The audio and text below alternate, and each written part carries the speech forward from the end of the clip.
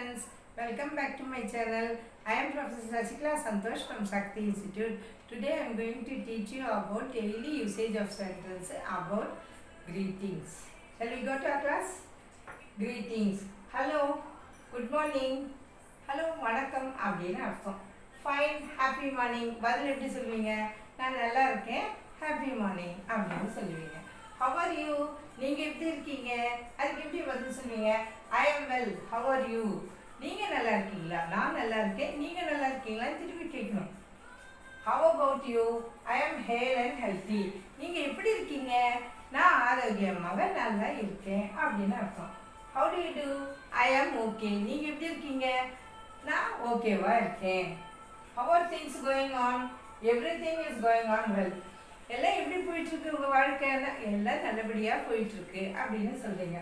Convey my records to your parents. Okay ma'am, என்னோட வாழ்த்துக்களை உங்கள் அம்மா அப்பாவுக்கு சொல்லுங்கள், நான் கேட்டதா சொல்லுங்கள் அப்படின்னு அர்த்தம்.